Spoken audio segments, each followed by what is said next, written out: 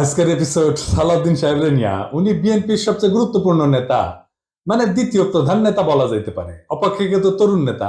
সারা দেশের মানুষের আগ্রহ আছে কলে সালাউদ্দিন সাহেবের বিষয়ে। আমার আছে। হ্যাঁ, আমার ওনার খুব পছন্দই হয়। কেন হয় বলি। প্রথমত, উনি দারুণ সুদর্শন একজন মানুষ। বাংলাদেশের পলিটিশিয়ানদের মধ্যে এমন সুদর্শন আর কেউ আছে কিনা আমার জানা নাই। পলিটিশিয়ানদের বাদ দেন, বাংলাদেশের নাগরিকদের মধ্যে এরকম সুদর্শন পুরুষ খুব কমই পাওয়া যাবে। ওনার বয়স মনে হয় 62-63 এরকম হবে। কিন্তু দারুণ রিজু একহারা ফিগার, দারুণ ফ্যাশন সচেতন। পাঞ্জাবির উপরে যে কোটিটা পরেন না, সেটা খুব এক্সক্লুসিভ করে মনে হয় উনি ডিজাইন করেছেন। আর কোথাও দেখবেন না, নিজে ডিজাইন করেছেন। আমি শিওর ভবিষ্যতে সালাউদ্দিন কোটি হিসেবে এটা পরিচিতি পাইতে পারে।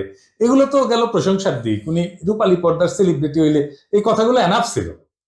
কিন্তু উনি রাজনীতিবিদ, বাংলাদেশের প্রধান দলের বলা যায় দ্বিতীয় প্রধান রাজনৈতিক ব্যক্তি। তাই উনার যে কোনো আচরণ, যে কোনো ইতিহাস আমরা একদম মাইক্রোস্কোপের নিচে ফেলা দেখব। এটা শিলং এর সানরাইজ গেস্ট হাউস।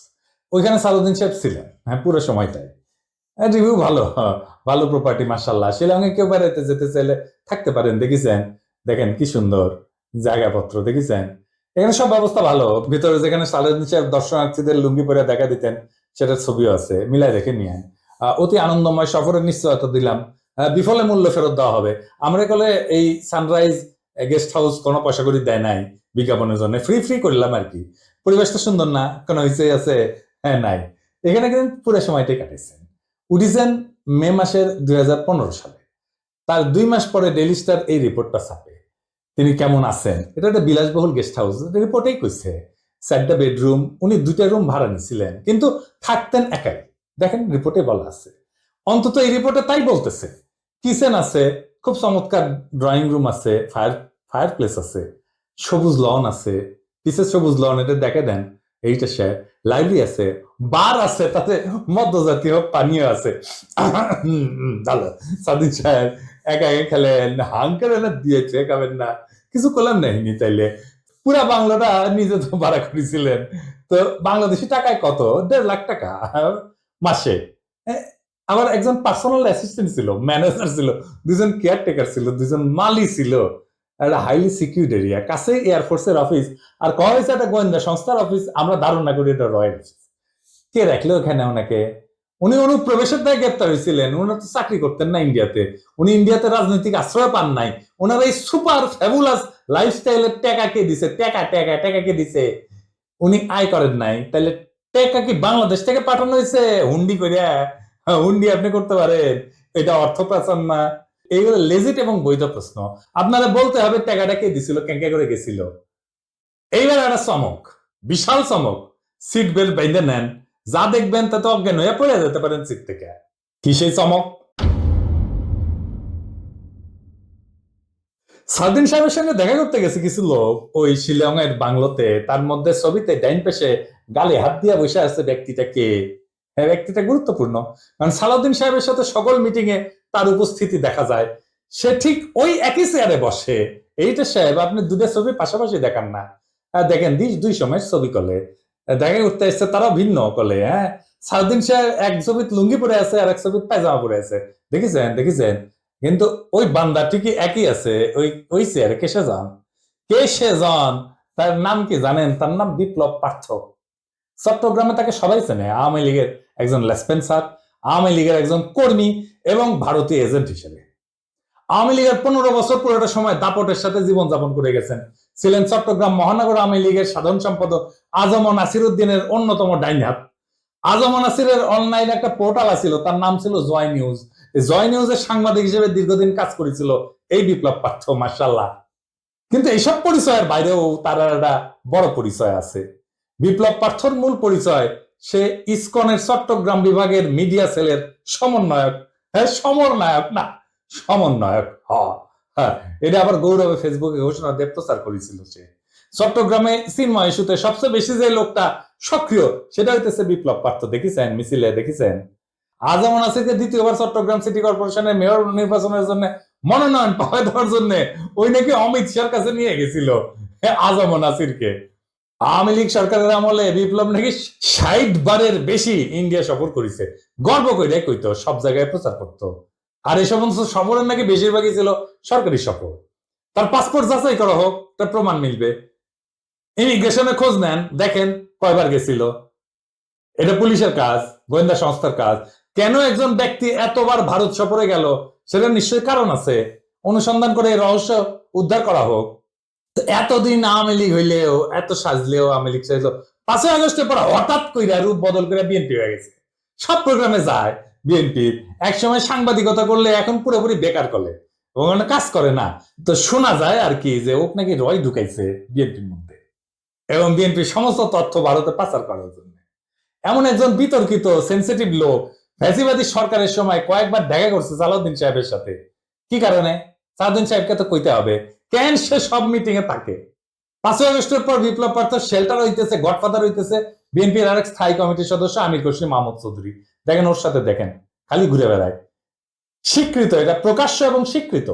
অথচ গত 15 বছরে ছাত্র দল এবং যুব দল করা হিন্দু সম্প্রদায়ের প্রচুর লোক আছে চট্টগ্রামে, তারা কাছে ভিড়তে পারে না আমির খসরু মাহমুদের। তাদেরকে বাদ দিয়া লীগের দালাল ভারতীয় এজেন্ট বিপ্লবকে জন্মাষ্টমীর নাম দিয়া চট্টগ্রামের রাজনীতিতে থিতু করার চেষ্টায় মরিয়া খসরু এবং সালাউদ্দিন চক্র। ছবিতে দেখেন বিপ্লব পার্থ মোদির সাথে ছবি, দেখিছে? মোদির সাথেও ছবি, সালাউদ্দিনের সাথেও ছবি, ইসকনের চিন্ময়ের সাথে ছবি, ইন্ডিয়ান হাই কমিশনের সাথে চট্টগ্রামের বিভিন্ন ইভেন্টের ছবি। এবার বুঝেছেন তো আমির খসরু কেন অমিত শাহের সামনে জুলকাপ্পর নাম করতে যায়? কানেকশন বুঝেন? আমির খসরু, সালাউদ্দিন, ইসকন সব বরাবর। আর আরেকটা ইস্যু আছে, সেটা হইতেছে মরাল ইস্যু। আমার স্কুলে বড় ভাই ডাক্তার ফিরোজ খুব ভালো ছাত্র ছিলেন। ডাক্তারি শেষ করিয়া উনার ক্যারা উঠেছিল, উনি পলিটিক্স করবেন। খালেদা জিয়ার অ্যাসাইনমেন্ট অফিসার ছিলেন, খুব দাপুটে নেতা ছিলেন বিএনপির। শুনতাম উনি নাকি দুর্নীতি করে ফাটাই ফেলিছে। তারপরে শুনি 1/11-এর পর অস্ট্রেলিয়াতে গেছে। একটা ছোট্ট ঘরে 2 মেয়ে সহ পুরা পরিবার নিয়ে থাকতেন। ওই একই ঘরে থাকা, ঘুমানো। নিজে নাইট গার্ডের চাকরি করেছেন ডাক্তার হইয়া। হারিস চৌধুরী সিলেটের জমিদার বংশের ছেলে ছিল। রাজনীতি করে এসে সব হারিয়েছিলেন। 1/11-এর পরে থাকতেন পান্তপথে, খুবই দিনহীন ভাবে, পরিচয় লুকায়। মারাও গেছেন পরিচয় লুকায়, বেওয়ারিশ হিসাবে তাকে দাফন করা হয়েছিল। নিরাপত্তার কারণে পেট চালানোর জন্য চাঁদনি চকে কাপড়ের দোকানে কর্মচারীর কাজ করতেন। সেরা পাঞ্জাবি পরতেন, রিক্সায় চড়ার পয়সা ছিল না, হাইটে যেতেন।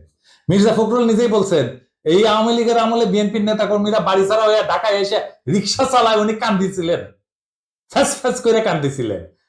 আর আপনি সালাউদ্দিন সাহেব রাজার হালে থাকেন, শিলংয়ে লজ্জা লাগে না সালাউদ্দিন সাহেব?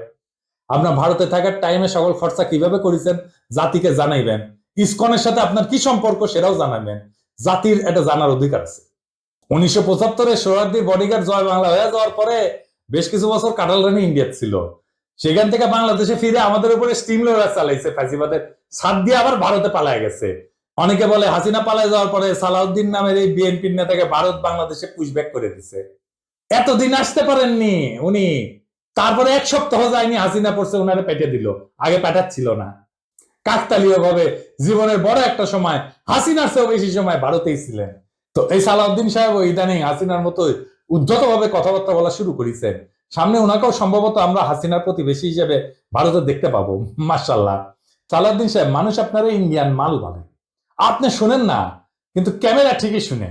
এই যে দেখেন, আপনারে কয় ইন্ডিয়ান মাল আসিছে।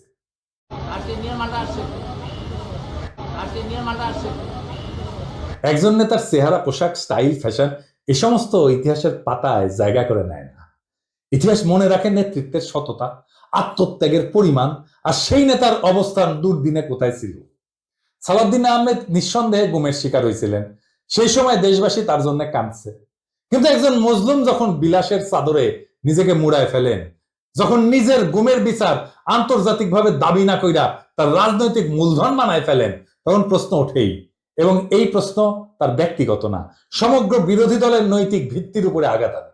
বিএনপিকেও বুঝতে হবে, সরকার বদলানোই রাজনীতি না। আদর্শ, ত্যাগ এবং গণমানুষের বিশ্বাস অর্জনই রাজনীতির মূল সোপান। আর সেই বিশ্বাস অর্জনের পথে সবচেয়ে বড় বাধা যদি হয় নিজের দলে থাকা সদ্য ভুক্তভোগী, ছায়া সুবিধাভোগী কিংবা 21 শতকের গেস্ট হাউস রেভলিউশনারি, তাহলে শাসক পরিবর্তন হইলেও শাসন ব্যবস্থা বদলায় না। সালাউদ্দিন সাহেব, আপনি যদি সত্যি গণতন্ত্র চান, তাহলে সাংবাদিকের ধমকানো বন্ধ করেন, দলের সিনিয়রদের সম্মান করেন, জাতীয় ঐক্যের প্রতীক প্রফেসর ইউনূসকে তার যোগ্য সম্মান দেন, সম্মান নিয়ে কথা বলেন। আমরা চাইলে আর একটা প্রফেসর ইউনূসের মতো ফিগার পাবো না, চাইলে বটতলার উকিল হাজারো চুপ্পু পাওয়া যাবে। এসালমের ছায়া থেকে বেড়ায় আসেন, আর সাহস থাকলে আন্তর্জাতিক অপরাধ ট্রাইব্যুনালে গিয়া বলেন আমি গুম হয়েছিলাম, বিচার চাই। কারণ মানুষ আর একজন হাসিনা খুঁজতেছে না, তারা খুঁজতেছে এমন একজন নেতা যে প্রহসনের মুখোশ পইরা ট্র্যাজেডিকে উপহাস করে না। মানুষ ইতিহাসের পুনরাবৃত্তি চায় না, তারা ইতিহাস বদলাইতে চায়। তাই সিদ্ধান্ত আপনার সালাউদ্দিন সাহেব, আপনি ইতিহাস হবেন না আর একটা ব্যঙ্গাত্মক পুনরাবৃত্তি হবেন? আপনি বিশাল নেতা, আমরা অতি ক্ষুদ্র পিঁপড়া, কিন্তু মহাকালে যখন আমরা কেউই থাকবো না, সেই সময় এই ভিডিও থাকবে, প্রশ্নগুলো থাকবে, ইতিহাস জানবে। কেউ কেউ প্রশ্ন জারি রাখছিল, কেউ কেউ সবকিছু মেনে নেয় নাই। এভাবে জাতি চ্যালেঞ্জ করবে সেই দলটাকে যারা আগামী সরকার গঠন করতে চায় একটা রক্তাক্ত বিপ্লবের পরে, যে বিপ্লবের আকাঙ্ক্ষা ছিল ভারতীয় আধিপত্যবাদ মুক্ত একটা দেশ। সেই দেশে যদি আবারও কারো ছায়ায় আসে সেই পুরনো ভারতীয় শকুন, সেই দলকে, সেই ব্যক্তিকে রুখে দেওয়া প্রত্যেক দেশপ্রেমিক বাংলাদেশের কর্তব্য। ইনকিলাব জিন্দাবাদ।